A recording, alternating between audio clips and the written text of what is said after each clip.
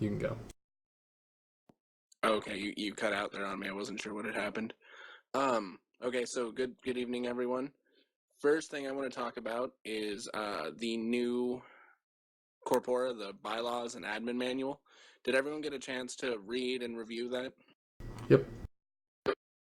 Yes. No. Yes. Okay. Hazel, have you not read it at all, or just have not reviewed the newest version? Have not reviewed the newest version. There's probably parts of the older version that I haven't read. I've only partially plowed through it. Okay, because one thing I was looking to do this meeting is to essentially make sure that this council is all on the same page and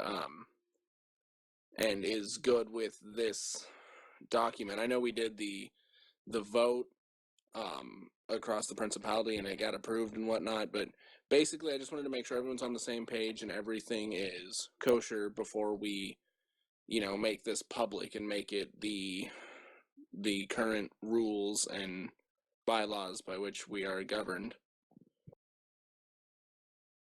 Yeah, the only difference with this one that I had posted to the COC is that it has page numbers added.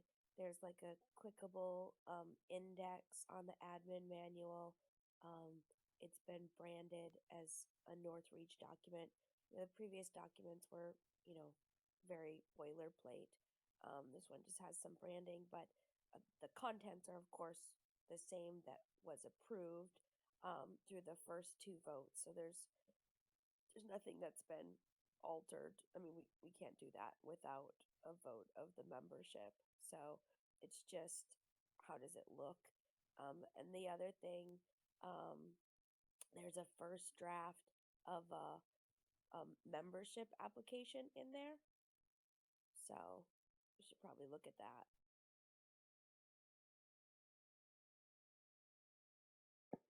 Yeah, definitely. So, Adam, do we all want to take a couple minutes here and just review that real quick, make sure everyone has seen that, and give Hazel the chance to kind of catch up? Would that be cool with everyone?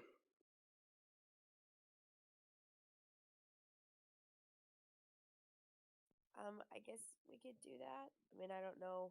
At this point in time, we really just need to post it. And the only thing of any question was the first draft of the membership application. So, is that what we would want to review right now? Yeah, sorry, that's what I meant by that, was the membership application. I should have specified. Sounds good. I mean, does everybody have it in front of them right now? No, I'm still trying to catch up.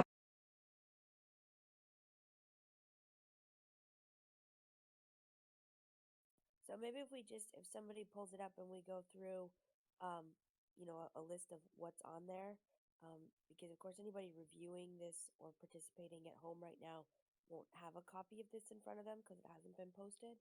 So if somebody just wants to pull it up, we can go through section by section. I mean, it's pretty straightforward. There's not any information in there really that is, I don't know, controversial or anything. That's probably the best way to do that.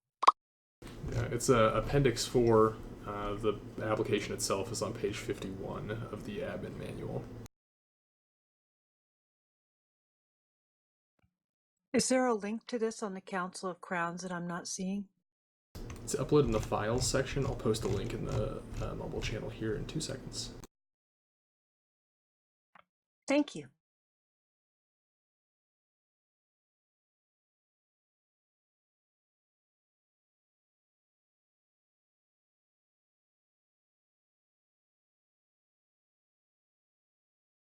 If you click on that, it should download it automatically in the form of a PDF.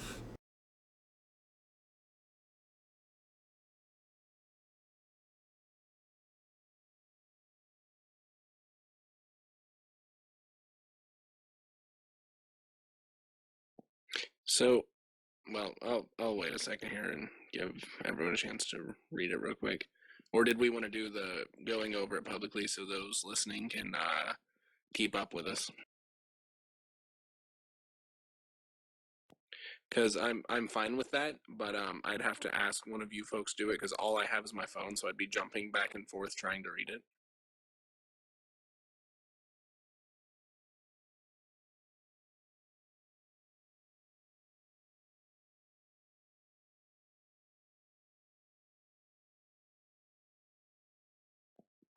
Oh, that's nifty. Let's do that. Okay, give me 2 seconds here.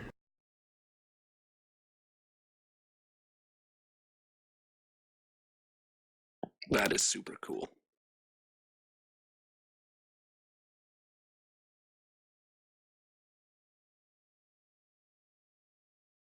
So if everyone can just kind of give me an acknowledgement of when they've read it and whatnot, I don't want to cut anyone off, but at the same time, I don't want to spend a whole lot of time just reviewing this thing. So if each of you can just kind of let me know when you've read it, and then we can move on once everyone has, that'd be great. I'm still trying to figure out what we're talking about. I don't see a link to it on the Council of Crowns. No, he posted it in the. Well, I mean, it is on the Council of Crowns, but Josh also just posted it in the Mumble chat. So if you go up to messages and switch the screen there, there'll be a link to it.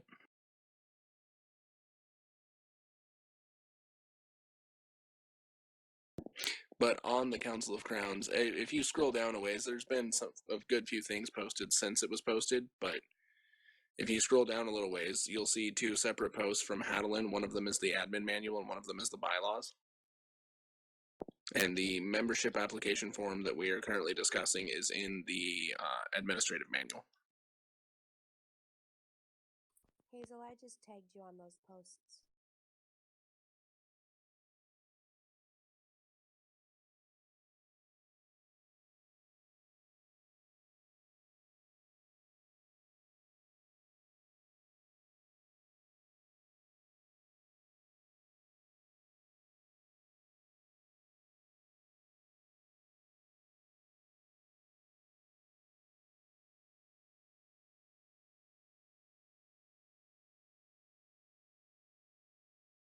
Is anyone else having trouble finding it?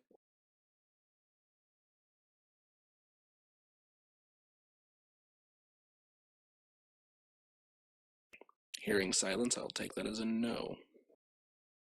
No, I'm not. I'm on my phone, so I'm going back and forth. That's why I'm quiet. Roger. I've got it broadcasted as well, so folks that are watching this section should be able to see it. Sweet, thank you. No problem.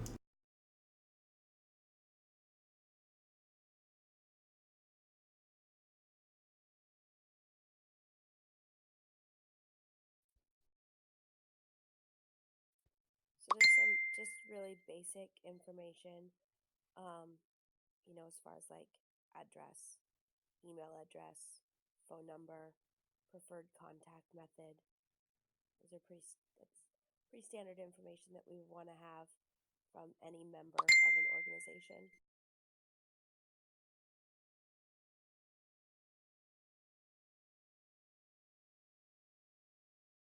The other thing that's on there very clearly is date of birth, which is important because as we have underage folks and whatnot, every once in a while there's been issues of like, well, what is actually this person's birth date? And even though we have that information included on the waiver, it's nice to have it also on the membership application in a very clear place.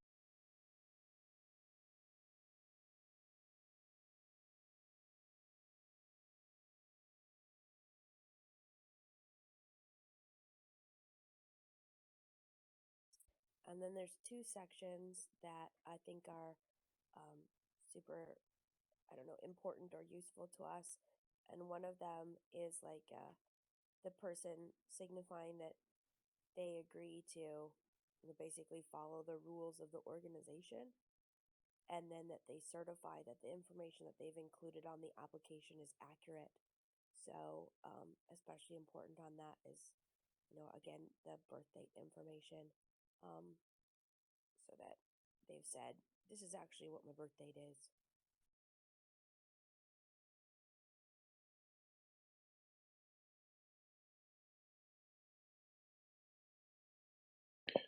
All right. So unless anyone has not had the chance to read it, Hazel, were you able to open it?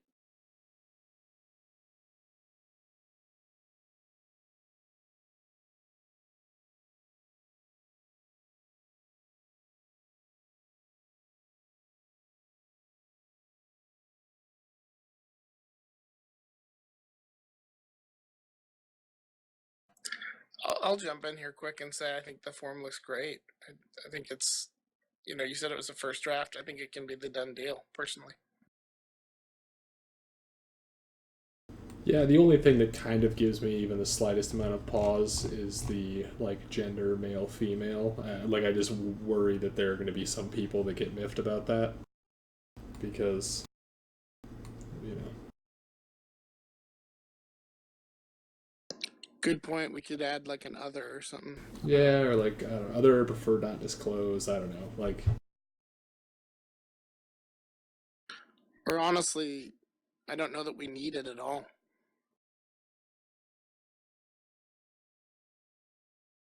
Yeah, I'm just trying to think of like in a situation where we need to like utilize a membership application to identify a person, like one of our members, whether or not like I don't know from a legal standpoint or medical standpoint or something like that, it would be important for us to have that type of information on there. And if the membership application is the right place for that, um, but I mean, as far as for AmpGuard, we don't care. But we're not just collecting this information for AmpGuard, right? It's part of it is to run our organization and, um, meet all the requirements and whatnot of state of Alaska and what information are we required to have regarding our members. And I'm not 100% sure that they require us to have the gender. I bet you dollars to donuts they don't, especially since the way things are working nowadays, gender seems to be fairly fluid. I know some of the kids that we've been associated with lately actually have changed genders in the 2 years that I've known them. Yeah, I doubt the state of Alaska cares, but the doctor certainly might if there's some sort of crazy emergency that we have to deal with. Like it's acutely relevant in that situation, but like the only thing I was saying is like well, maybe we should have another field. But then in that case, like the doctor wouldn't necessarily be concerned about their whatever gender they've decided they are. They would care about their biological gender because that's what determines medical procedure. Probably be covered like by their ID or something. Like if That's fair, yeah. That's fair. Yeah. We're way beyond the membership application at that point in time, so maybe it doesn't matter. I don't know. Yeah, I was gonna say that I think that if a doctor needs to know the gender, they'll know by tending to the patient, not by looking at the form. Yep. I mean, I guess it's also fine that if people don't feel comfortable filling that out or don't feel that either of those genders apply to them or that they don't want to choose one or the other, that they just don't fill it out. That'd be fine too. The word then is optional underneath.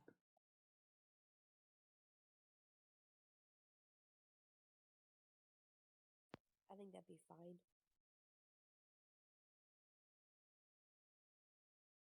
So is that the route we want to go? Then add optional to that field. I would vote yes.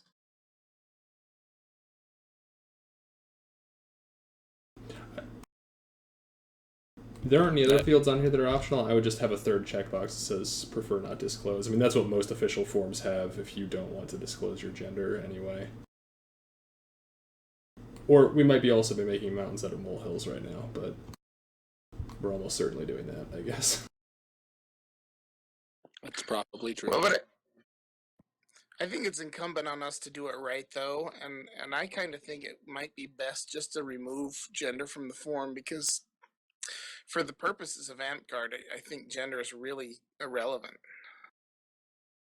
I mean, for identification, it can be really important, right? Like, which, I don't know, Danny Smith are we talking about? Are we talking about Danny Smith, the guy Danny Smith, or Danny Smith, the girl Danny Smith? Like, whose membership records are we looking at right now? But our membership also is not so great that that's likely to be an issue that we can't resolve by like, oh, this is Danny Smith in Anchorage versus Danny Smith in Kenai. Well, and alternatively, even if we add, prefer not to disclose or optional, if one of the Danny Smiths in that situation has selected those, or if both of them have, then we haven't really gained anything. Date of birth is usually how you distinguish at that point. That works too. I mean, there's a myriad of different options that we have for identifying members, and gender's only one of them. So, I'm totally fine with whatever we want to do in that instance, as in non-disclose, optional, or just removing it, or whatever.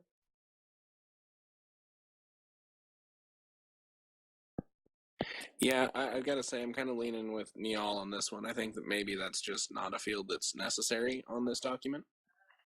Yeah, can it?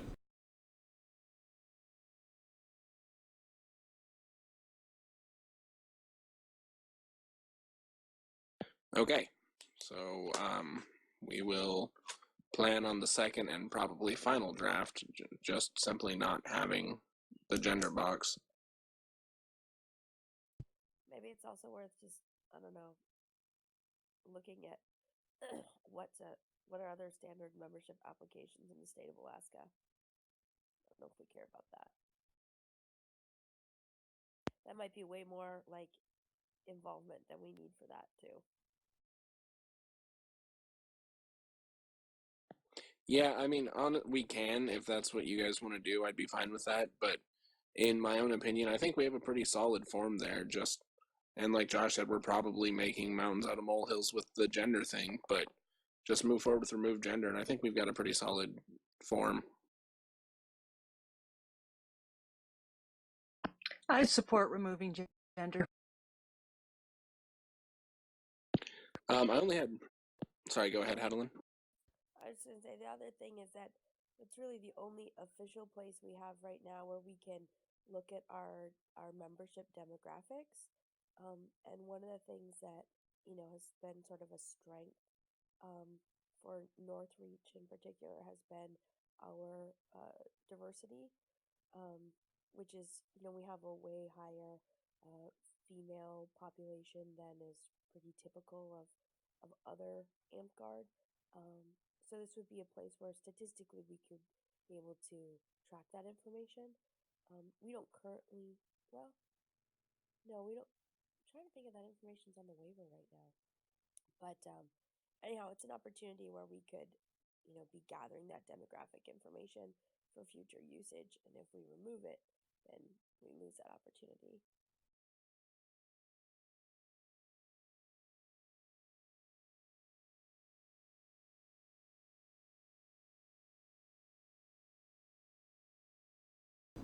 I mean, that's actually a really, really good point.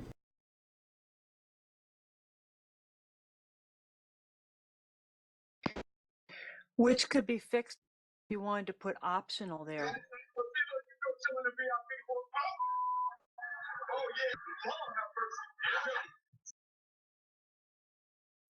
Yeah, I think optional is a great way to go. If people don't want to fill it out, they totally don't have to.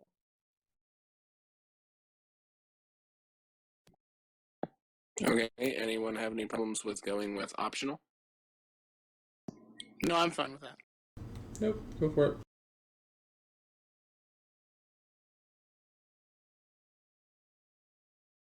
Okay, optional it is.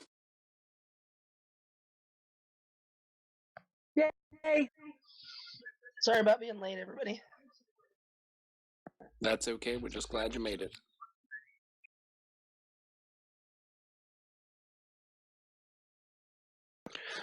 Okay, so Hazel, I'm glad you're here now, because the next thing I wanted to talk about I say you're here now. You've been here for the vast majority of the meeting, but the next thing I wanted to talk about was those forms you posted. Did you want to kind of tell us about those a little bit?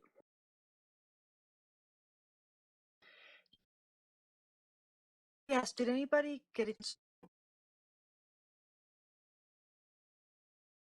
You cut out a little bit there. Did anybody?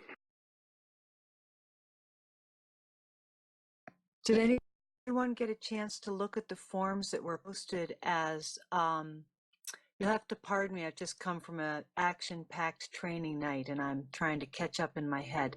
This is the HOWL, HOWL, forms for local activities here.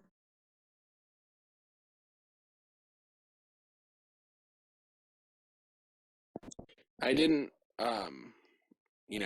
I skimmed them. I didn't read every section in its entirety, but I read enough to get the gist of the forms and understand what it is that what the purpose of the forms were.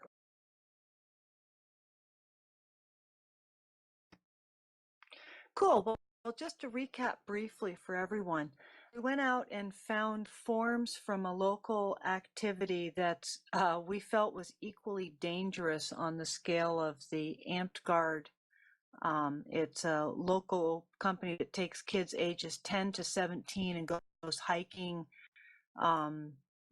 myriad activities around the area. And the forms that they use, two different styles that they use. One is for an all-purpose summer form. In other words, if you were going to sign up with HOWL for summer activities.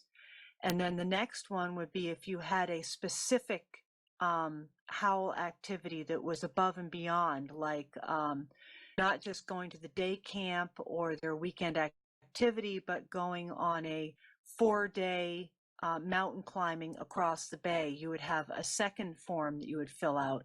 So it fills both purpose of a ongoing low-key event and a specific high acuity event. And for children who are obviously underage and off without the parents. And they don't require they just require a release of the child and of coverage for all possible eventualities. I'm sorry, I have to double check the forms really quick, get my wording right. I was just reading through the forms, and it looks like they double check for pretty much every eventuality, including epilepsy being a concern. With in regards to them going mountain hiking, backpacking. I think there's even wilderness training is mentioned in there. So that's even a lot more extraneous than we usually do. So Yeah, it's a super cool form. I mean, it requires that the child has insurance and stuff like that, which is beyond what we require of them. But it doesn't actually obtain temporary legal guardianship for the child. And the issue we run into is that AmpGuard requires us to have that. Like, and so if their parent can't be there and their legal guardian can't be there, I mean, it's a great form, and I think it's fabulous. It covers a lot of great things, but it still doesn't meet the AmpGuard standard of having the parent or legal guardian of someone under the age of 14 there while they're participating in combat activities. Yeah, we're sort of going back to full circle here then, which is that was the problem we were running into, is that I don't know if you can have temporary legal guardianship that's signed for an all summer event or a 6-month event on Saturdays at X o'clock. I don't think that's, I think if you drew such a thing up, that it might not even be legal. Yeah, and that's super possible. I was hopeful that the information, from HOWL would be more in alignment with what this organization would require. So I'm really sort of stuck on how to proceed there. You had posted a list of underage people that you were looking to include in combat activities. And I had a question. I'm sorry, I'm sort of jumping the agenda here. Were those people just, are they on that list because they're under 14? Are they on that list because they're under 14 and their parents are not involved? Every single one of those is a child who's under 14 and whose parents are not attending on a regular, normal basis. Okay. So there are additional players who are under 14 whose parents are there that aren't included in that list.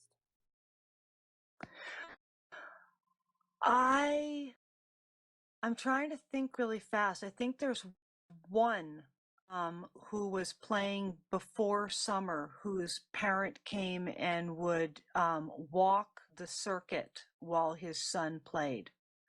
But he hasn't been there for 2 times, 3 the most recently, and I don't know what's up with that. I'll have to try and find out if he's coming back or not.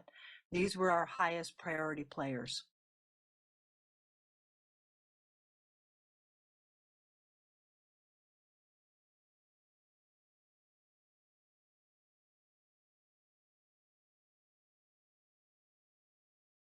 So, the approving underage players and talking about underage players is something that we are going to get to. And that sounds like where this conversation is heading is kind of falling under that. But there's a couple things I'd like to wrap up before we move into that, if that's cool with you guys. Yep. Yes.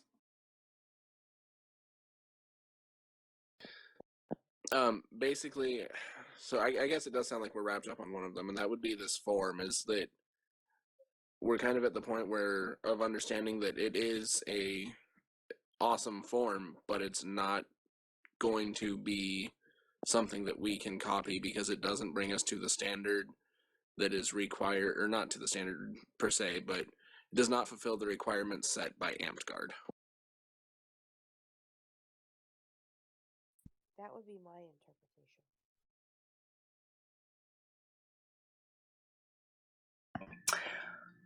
I have never seen a form, and I don't know.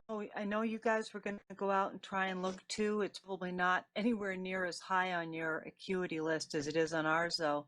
I have yet to find a form that grants temporary guardianship of someone for a sports event type thing. Did anyone else find those when you were out there looking? I did not.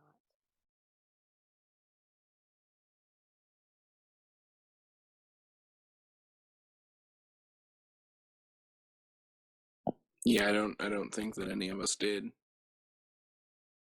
Okay, because there were plenty of school type forms and football type forms, and this one, the Howell one, was the highest. Like I say, they were the ones who went into it the most. But again, I cannot find another form that would duplicate the guardianship, which I actually think is not such a bad idea necessarily for something like Wolf's. I'm just having a hard time with that on the 6-month, every Saturday, the hours event type thing. I can't quite figure out how to pull that together.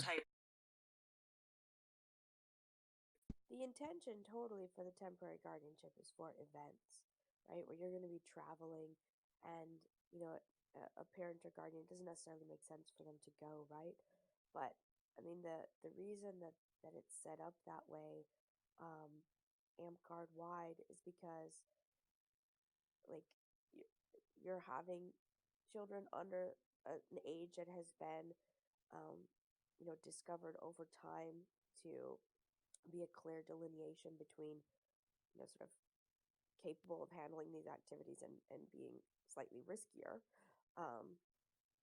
And so it's the risk factor of having that involvement on a weekly basis without a parent or legal guardian there to accept that responsibility and be on hand to resolve any issues that arise. One of the other things that we could do here, is let's utilize our other AmpGuard resources and see, if the Dragonsvine BOD has any guidance on that, or if the AmpGuard International BOD has any guidance on that. And just, like we don't have to come up with a solution ourselves. We just need to maybe utilize our resources. And I don't know that there is an AmpGuard acceptable solution that is outside of having a parent or legal guardian there. Yeah, I agree. And it's sounding, just kind of listening here, Hazel, it's sounding like there may have been a small miscommunication. And it sounds like Icefire Bay may have received the impression that the temporary guardianship form has to be filled out by anyone under 14 who wants to play every week. And while that's 90% true, what the actual statement was that for anyone under 14 whose actual parent or legal guardian can't or won't come to games, a solution for them to be able to play would be to have someone be their temporary guardian for that day. That, like Hadelin said, the purpose of the temporary guardianship form definitely was for events like Wolf's Cry and such. When it was brought up, when it became a thing, it was never thought, I don't think, that it would be used in this manner.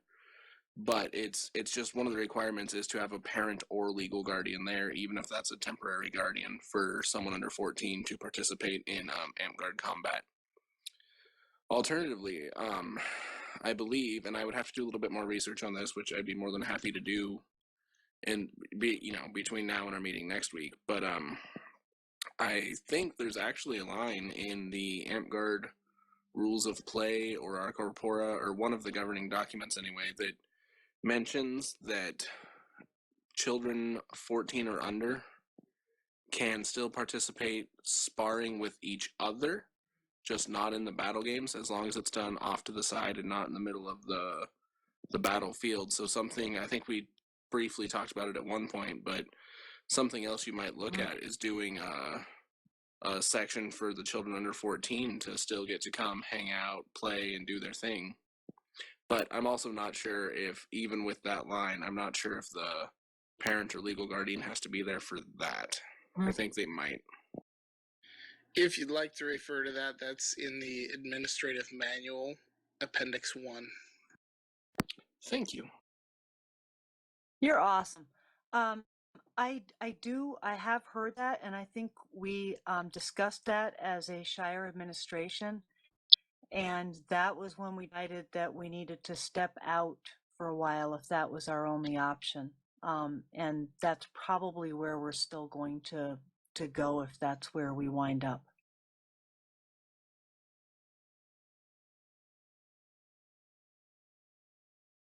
So, and that would involve not playing AmpGuard, or this is again, it's an AmpGuard requirement, not specifically a Northreach requirement. Oh, I totally understand that you guys are not trying to put us through this. I completely understand support levels behind it.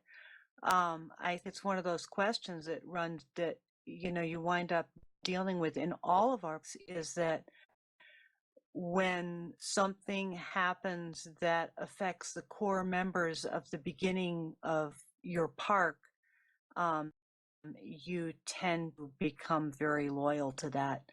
And we do realize how much you guys are trying to do this, and I don't want to take up this whole meeting with this again. I know it's sucked down a lot of time already. I think that the easiest thing to say is come up with what you feel is the bottom line, then we will act accordingly. And don't worry, it's not a nuclear option. It's just a way to get through this. I think Hadelin's concern is that, like, if you guys step out for a while, like, whether or not you're a member of Northreach, you guys still won't be able to do AmpGuard is the concern. Like if you do Amped Guard, like you won't be able to do it as any sort of officially recognized chapter because that 14 year old requirement is not something that I mean, we do care about that, but it's like the entirety of the country. And if you guys are doing it not as a part of Amped Guard, then you guys don't have insurance and like a million other things that make it so ludicrously risky that it would be like really, really dangerous to just be out there swinging sticks unaffiliated with any organization on your own. That's I assume that's what Hadelin's talking about. Yes. Yes, she's absolutely correct. So, I think, and I may have asked you this, and you may have answered me, and I apologize if we've already had this conversation. But kind of getting to the core of what has led us on this adventure, as it were, is there a reason that the kids' parents or legal guardians aren't coming to the park? Are they just not interested, or do they have obligations that keep them elsewhere? I mean, do we know why they won't come to the park? Yes, two of them have special needs children in the home, and it's the only time that they get actually time on their own. One of them is a single parent, and she's not available, period, on Saturdays ever. And we can't move our whole park, unfortunately, for that individual.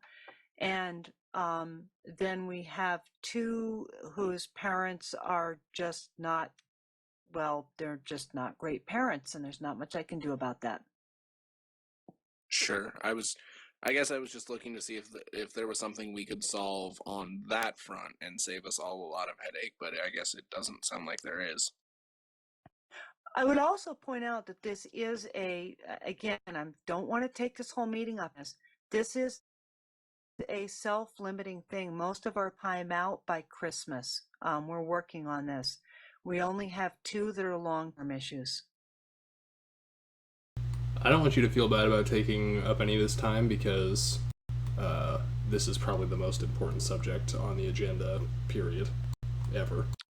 So take up as much time as we need. Yes, I'm all exactly. about this. I posted a couple. Sorry, go ahead. I was gonna say, I think where we might be best served is really talking to like the AMCARD, the AIBOD, and just, I mean, getting sort of final wording, or I don't know, statement, or information or input from sort of the ultimate AMCARD authority, right? And because that will be our ultimate sort of limiter. If if AMCARD as a whole doesn't allow it, there's like we can't change that. But what we so the thought in between there was, how can we find a way to satisfy that and work with these individuals' particular situations, and right now we just haven't found that solution, and so yeah, we're sort of at an impasse a bit. So, while I wholeheartedly agree with Minibard that you should not feel bad about taking time up in this meeting for this, that's what this meeting is for, and I think that is the most important thing on the agenda.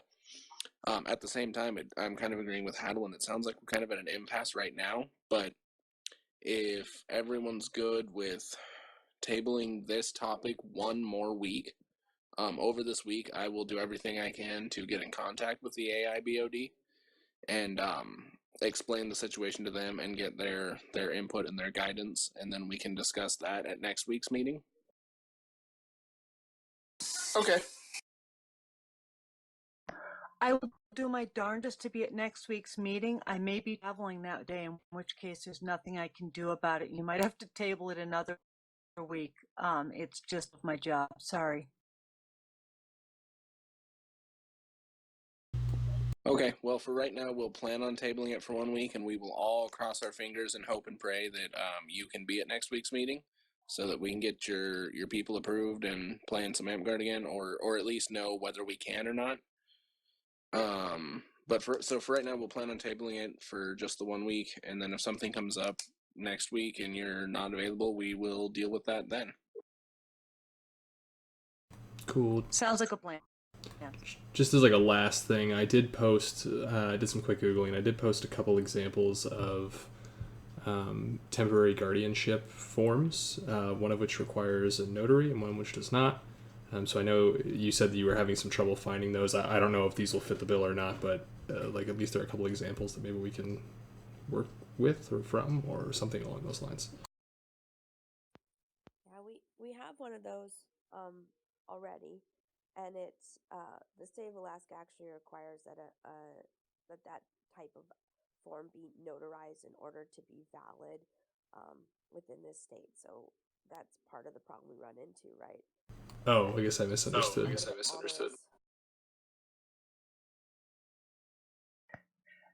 Does it have to be the state of Alaska though, or does it have to be? I mean, if AMP doesn't require that it be notarized, that's what we're actually looking at. Am I correct? Yeah, so AmpGuard requires that you have a parent or legal guardian present if a member under 14 or if an individual under 14 is involved in combat activities.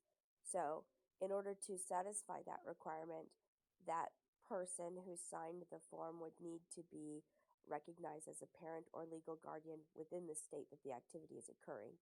And then within the state of Alaska, it requires that that form would be notarized. So, it's sort of both.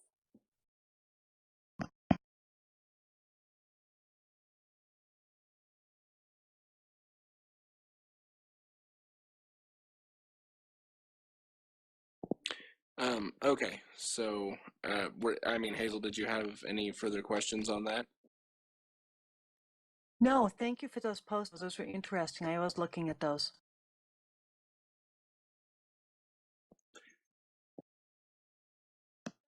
If I could raise an issue, I found out this past week that we do in fact have one 13-year-old player. His name is Cinder, and his parent attends, but it sounds like maybe not every week. So I need to have that bring him before the Council of Crowns. How old is Cinder? 13. How long has Cinder been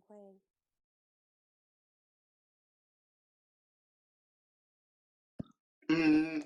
I don't know. Lucian, do you know that? I don't have an exact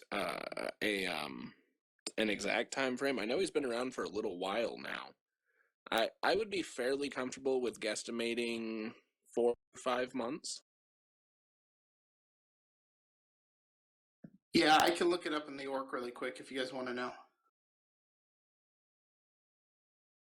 So, out of curiosity, had he received approval to be on the field from the previous monarch? I don't recall us talking about this in the Council of Crowns in the past 6 months. He has been playing. I don't know if it was brought to the Council of Crowns before. Yeah, and he's one of those guys that you look at him and like I honestly pegged him at about 16, and so I never thought twice when he was on the field. Like I found out that Cinder was under 14 last Sunday. I did not realize. Our Prime Minister should know, though. I mean, does this individual have a current waiver that's signed by a parent? And have we looked at their ID?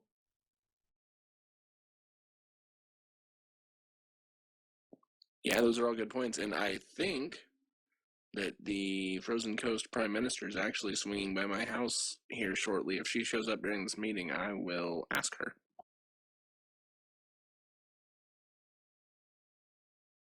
Alternatively, Neal, if you just want to message her and see if you can get that information. Yeah, I was just checking the orc. He's been playing since early May, so about 3 months. So yeah, as an organization, like these are the situations where we need to be really on top of this is why it's super important, and we all know this. I mean, I know I'm preaching to the choir, but that we have waivers on every person who steps on the field so that we know before they engage in combat how old they are and if they have the, sort of permission to be there. Additionally, um, it would be called into question if that person under the age of 14, not having explicit approval from the monarch who had the authority at the time to allow it, is then covered under our insurance, or if any activities involving that individual are covered under our insurance, or if the simple act of allowing that individual to take the field without having gone through the process has therefore invalidated any insurance claims that might have been brought up with that park at that time. I mean, luckily Well, there haven't been those things, right? So that's great, but I don't have a copy of the waiver in front of me, but I'm confident that he did fill one out because our park is really good about doing that kind of paperwork. I will follow up with Sora as soon as I can. She's our prime minister. But he is 13. Like Lucien said, he's a large child, and this just came to my attention this past week. I didn't realize he was that young, so we're just kind of getting on top of this right now. well, and it definitely happens, right? I mean, you get people who come out and they're super excited and they sign the waiver and you're good to go and la la la la, and they're on the field and they're doing a good job, but it's just one of those areas that is good for us to be very aware of.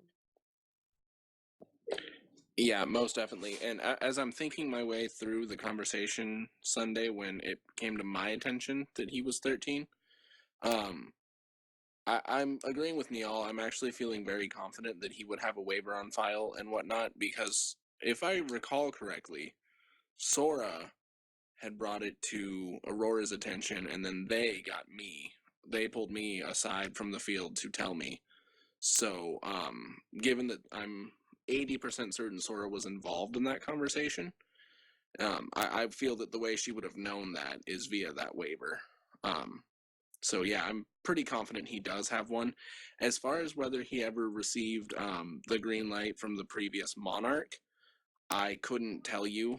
I wasn't really involved in any of the local officer talks at all last reign, so I'm not sure on that front. But I'm pretty confident that he is in fact wavered. Well, that's a good thing. So moving forward on like approving underage players, I think there's two different issues that sort of keep getting tangled up in the underage player discussion. One is the approval of them to play, um, and then the other is the attendance of their parent or legal guardian. And those are sort of two separate issues, I guess.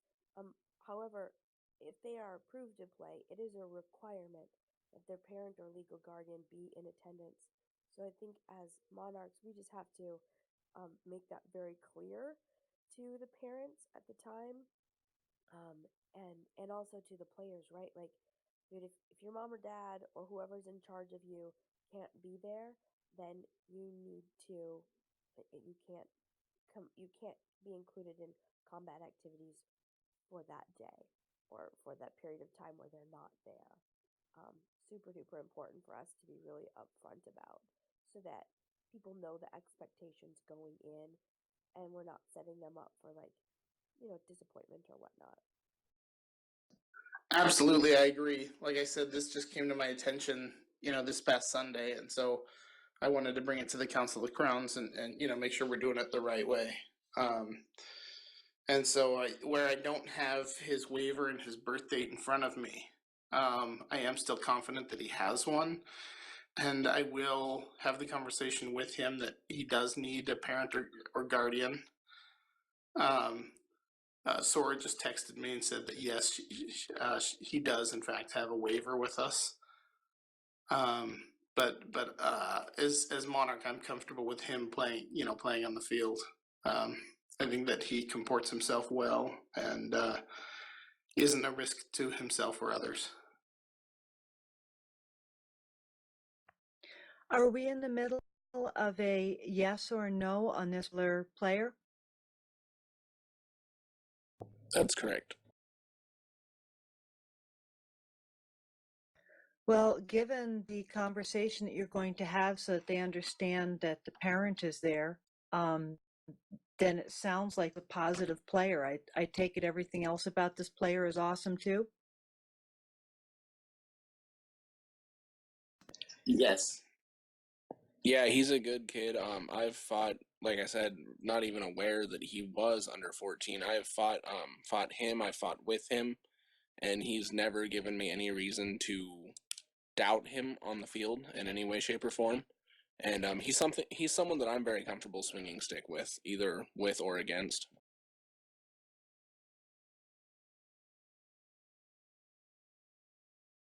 So obviously, I don't know this kid, but I think as long as you know, he and his parents are willing to you know, be aware of the fact that parent or legal guardian needs to be in attendance, and he doesn't pose a risk to himself or others on the field, um, I would be fine with that.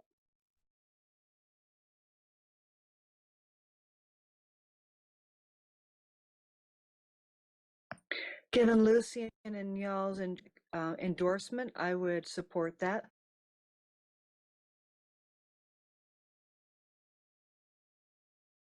I'm with Hadlin on this one. As long as he understands that he still has to have a parent or guardian present for a bit, and he's good to go.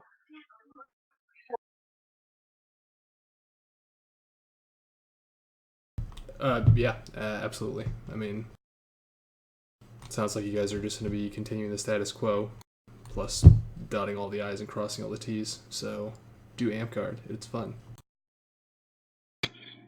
Yeah, and I definitely will have that conversation with him about the parent legal guardian issue. So it sounds like, as a council, we pretty unanimously agree, as long as that conversation is had, Cinder is approved to play. Huzzah! Woot woot!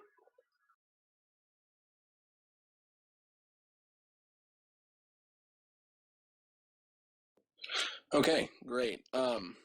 So the last thing that I had for the agenda, barring the newly added item, an interesting thought was brought to me, and I mulled it over myself a little bit, and to be honest, I kind of came to I could go either way on the decision, and so I'm really looking forward to your guys' input.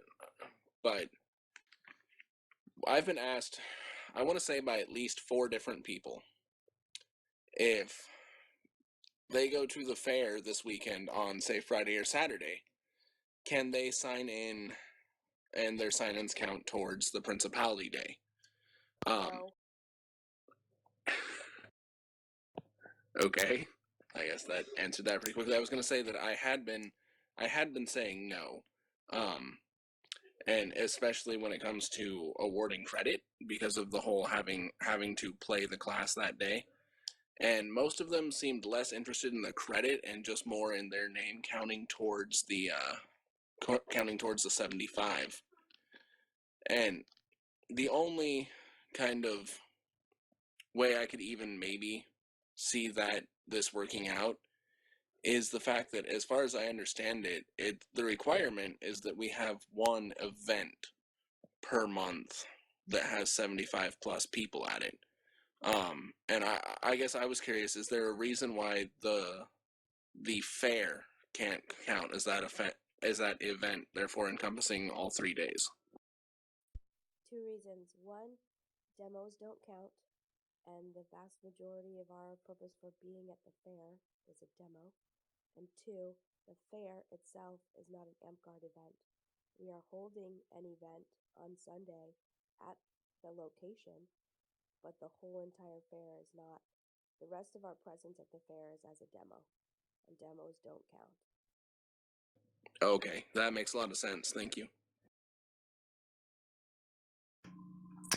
That makes sense to me too. The only thing I would add to that is that a number of our people were disappointed that that we didn't have any input in what day would be the fair event. A lot of our people have commitments on Sunday, but I understand that there may be hire out from other areas. It was just our chance to perhaps participate a little more and be counted in the main event. And unfortunately, Sunday is an extremely difficult day for many of our people.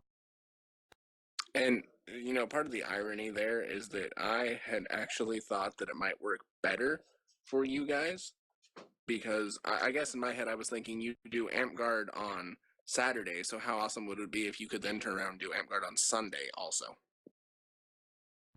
Ah, there thinks someone who can drop 2 days of a weekend.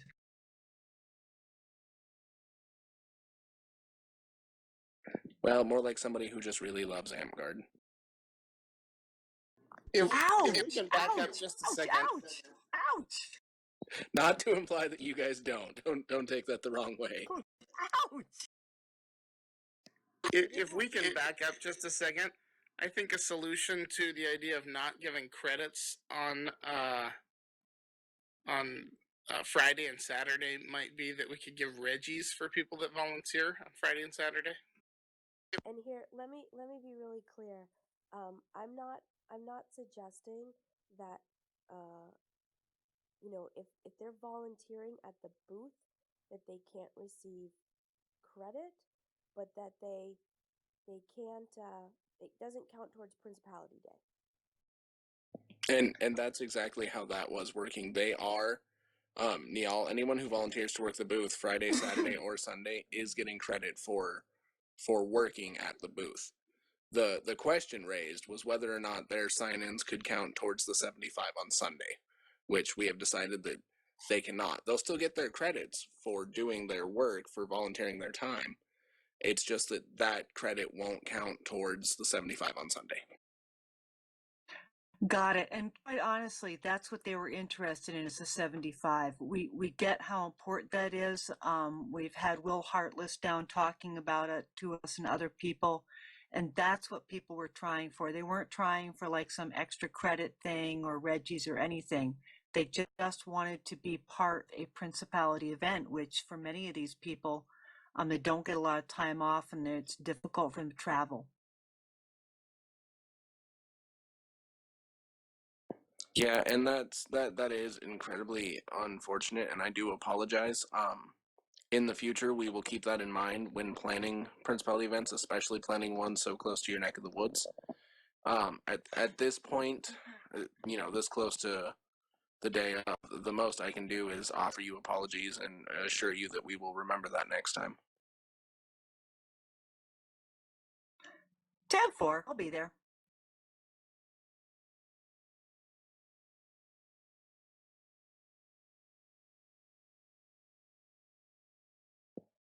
Were there any other questions, thoughts, or comments on the Principality Day?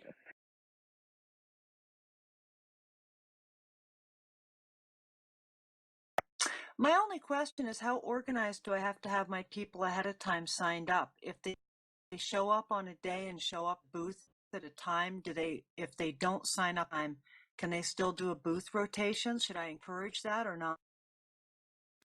It's the only issue I could even imagine with that is there just not being a need for that body at that time at the booth.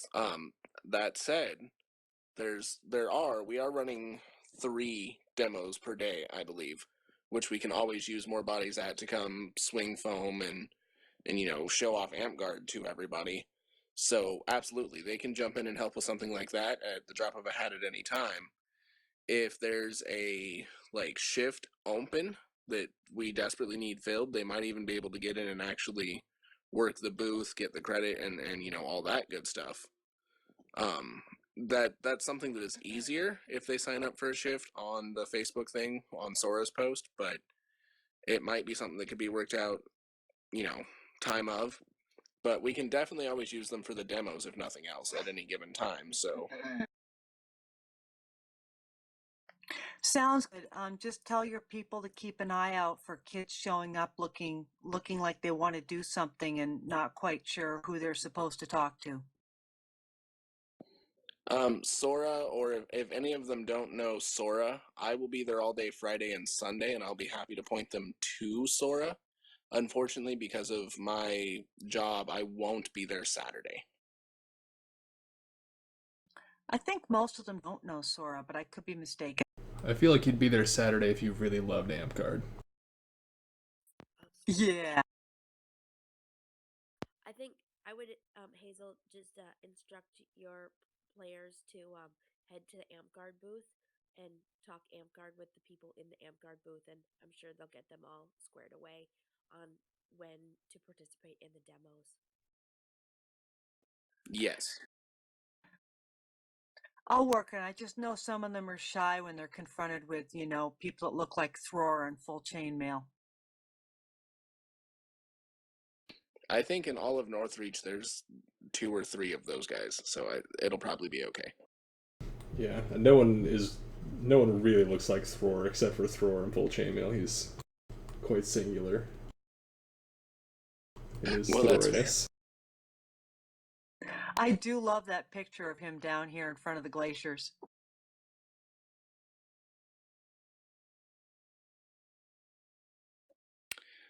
Okay, so the last thing we have to talk about tonight is I'm actually kind of excited for. I want Minibard to tell us about the Astral Winds School of Statecraft and Flurbery. Right, so this is just kind of a heads up. I don't really have anything necessarily prepared to show. I kind of have like a rough draft that I suppose I could post in the Council of Crowns to a couple of documents. But basically, Astral Winds, our goal for this reign is recruiting, and lots and lots of it. Everything that we do is going to be working towards that. And if we are if we're as a group talking about, well, should we spend time doing this? The question we're going to ask is, will it get us more people? And if the answer is no, probably not. So to that end, hand in hand with recruitment, obviously goes retention. So I have been talking with Astriana about some ways that we could get people engaged from day one, essentially, get them invested and interested, and kind of quickly bypass that awkward ice-breaking phase, assuming they weren't brought in by a friend or something like that. And so one of the ideas we'd come up with was basically creating a newbie college, which isn't by any stretch a new idea within Amp-Guard. But I had talked to a couple people about it. One of them being Randall, just talking about the idea.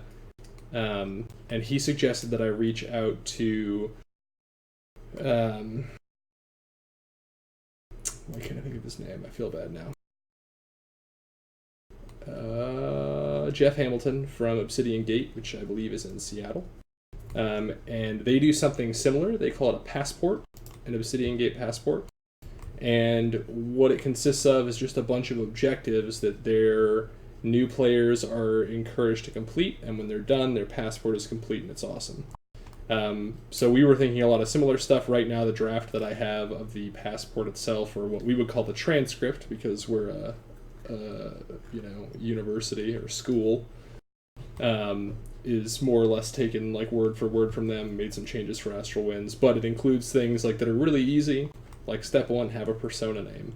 And it goes through things like making weapons and uploading a profile picture to the orc, choosing personal heraldry, and then eventually gets more difficult and is things like bringing new people to the park, becoming Reeves qualified, passing corpora tests, being able to identify the heraldries of all the Alaska parks, attending another park or an overnight event, and so on and so forth. Sorry. And so kind of our intention was to figure out a way that we can give newbies guidance right from the get-go. It's not just okay, so you come to Amp-Guard, here's the rules, now I guess go play until you hit level 2, and then you'll get some more abilities, and then keep doing that until you hit level 3, and so on and so forth. What we were thinking is that this transcript would take the form of kind of like a little leather trifold wallet looking thing with the papers inside of it that's their transcript that has that checklist that they've got. And as they completed the transcript and checked those boxes or got them stamped or whatever, they would advance like from freshman through like sophomore, junior, or senior, and eventually graduate from the Astral Winds School of Stickcraft and Flurbery. All of those changes would have some sort of visible representation on the transcript itself, so that people can at a glance like kind of see where they're at and have an idea like, oh, this person's like passed a Reeves test, cool. And it would just be a cool way for like newbies to kind of compete with one another. And at the end, when they graduated, we would seal their transcript and have on the front of it like Roman numerals or something like that that corresponded to the reign in which they graduated, which would be their graduation year. Y'all suggested that we could even issue them graduation cap throwies, which I think sounds amazing. We should totally do that. I talked about it with Goran a little bit, and he said there are certainly some changes and it needs improvement, and I agree. But he thinks it's something that could have value at a principality level.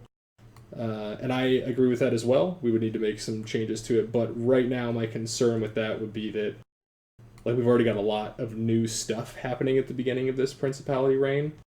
And so adding this might just muddy the waters further. It could, in my mind, potentially be something, if Astral Winds tries it this reign and it works out really well and people buy into it, maybe at the start of the next, 6-month reign, if, attendance is starting to wane or we need, a little pick-me-up to get folks interested in wanting to attend events and stuff like that, maybe we could, do the initiative at that point, but, that's kind of my idea. Sorry for, the super long elevator pitch.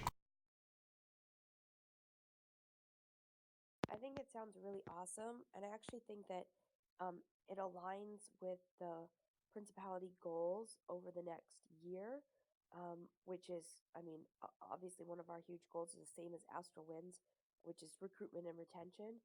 And so a program like that, it could also dovetail with Reggie's, right? Like when you graduate from freshman to sophomore, you could get a certain amount of Reggie's, or if you enroll in the program, you could gain some amount of Reggie's, or if you refer someone to the program, you could gain some amount of Reggie's. I think there's some really awesome ways to make them be really supportive programs, that while they, there's the challenge of running 2 programs, or more than just one, they feel really supportive to me. So I like that.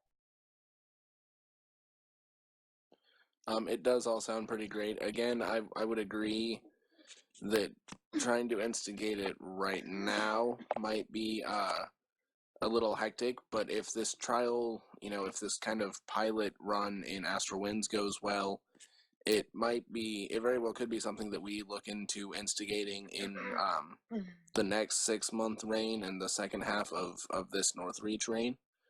It's hard to say at this time, but as long as everything's going well with the pilot run in Astral Winds, it could very likely be something that we look at in little under 6 months now.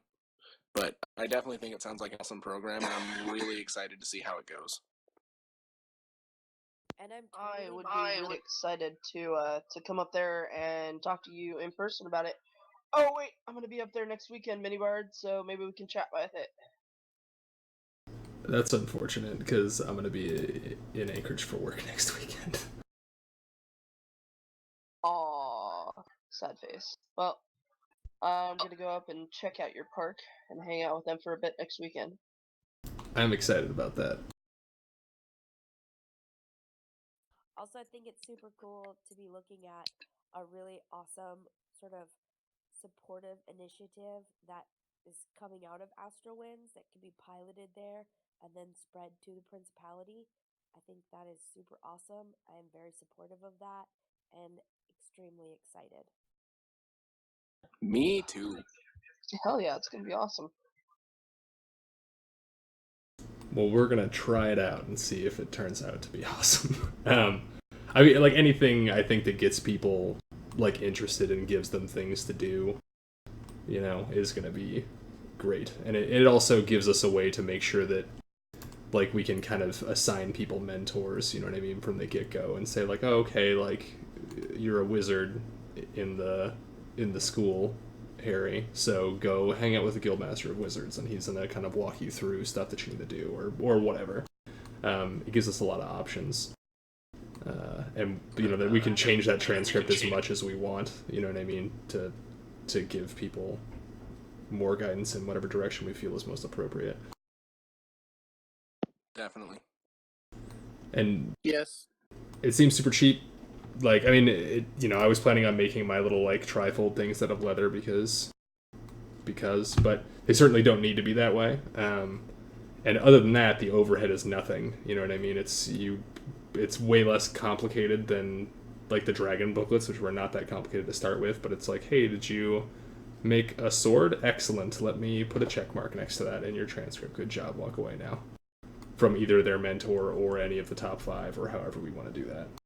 So it's not much more administrative headache than we already have.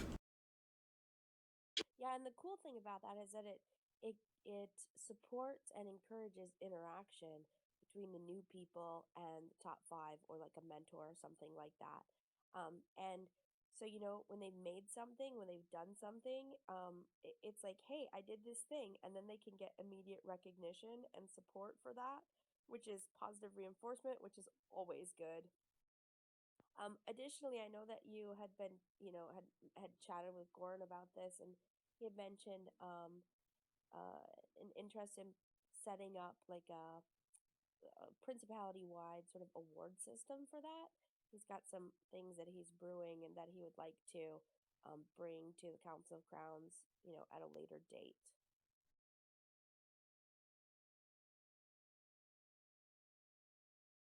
Yeah, I mean, I'm into that. Like, any way that we can make people that are actually doing this feel as if they're accomplishing something cool and unique and fun and important is going to be just points in its favor. You know what I mean? It's just going to make newbies want to do it more, and potentially even veterans be like, what the heck, I'll do it, why not? I could use another belt favor.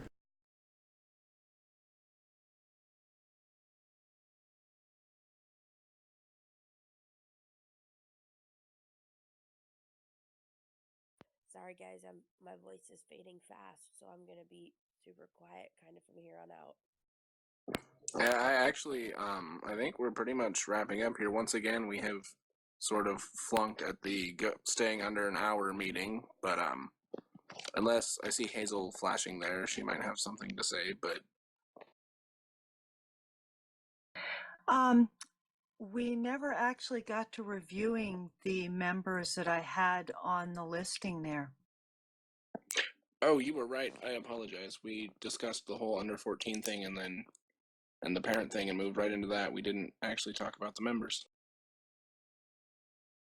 I waited patiently. And I appreciate that. The only thing I'm worried about is that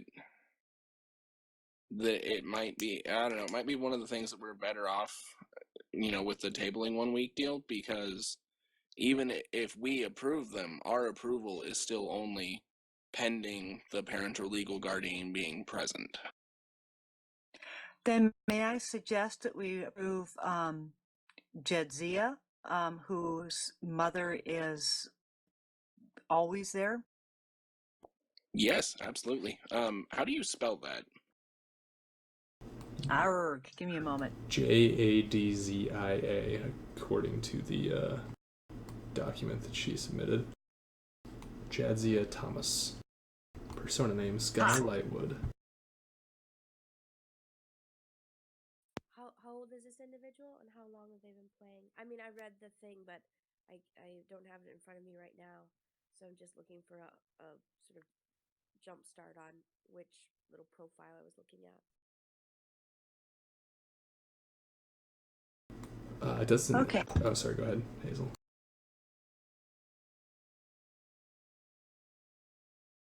All right, so Jedzia has been going exactly as long as her mom, and I'm so sorry.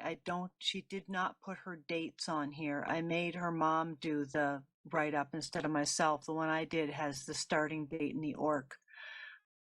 but I know it's just over a year. As it says on there, she's an active participant. She takes her hits well. She cleans up before anyone asks. She sets up before anyone asks. She does excellent crafting. She does excellent A&S. She's always there for A&S, which I love. She does a lot of entries into the Crown Quals. Comes up with strategies. Makes sure that there's a lot of teamwork. She's one of our highest teamwork players. She's very good at that. And she's also an excellent monster, which is wonderful. People who are willing to sacrifice their playtime to be monsters is a great thing. I just would highly recommend her. Her mom is always there with her. And so basically we're talking a normal underage. She's currently 13. She will be turning 14 within the next 6 months. I'm sorry, again, her birthday's not on there, but I know that she's turning up soon. And I think this is a pretty basic one. Most of you have played with this fighter. Yeah, according to the orc, they've been coming since August 22nd of last year, and they've showed up like every single week without fail. So that's pretty amazing. Thank you, Mini Bard. I think I do know the player you're talking about. Is she a shorter, pretty scrawny little blonde girl? She's been changing her hair color, and when I say changing her hair color, I mean changing. So she had hair that was Technicolor, then it was black, then it was like clown colored. That was bad. It was blonde for a while. Now it's back to black. Help me out there. Was it blonde for a good portion of this previous summer? Not this summer, but last summer. Yes, that was her blonde phase. God bless her. Okay, then yes, I do know who you're talking about. So to me, the fact that she's been playing for a year, I mean, she could be like 6th level in a class if she was playing it consistently. And her parent is there, and her parent is also playing. That seems like a pretty low risk approval for the organization, and I would be on board with that. Yeah, absolutely. Like I said, I have played with her, and I don't see any reason why not to approve. She sounds like she's a contributing member of your Shire and a good player, and would be a good addition to your Shire and as well to Northreach. So I say yes. I vote yes. I vote yes. Woohoo! Ending on a positive note. We did it! Hooray! One thing this does bring up that we should be aware of is we've had several underage players be approved by this council now. We need to have some type of tracking that's available so that we know who was approved and when, so that our prime ministers know that, and so that anybody in the principality could know who the underage people are that have been approved to participate in combat across the principality. Like maybe a forum thread that's just posted, with names and dates that they were approved. Yeah, definitely. I still have notes from last meeting when we approved Sparky, and this meeting, so that's definitely something I'll get with Aurora, and we'll find the best way to track that for the prime ministers, and we'll make that happen. Thank you.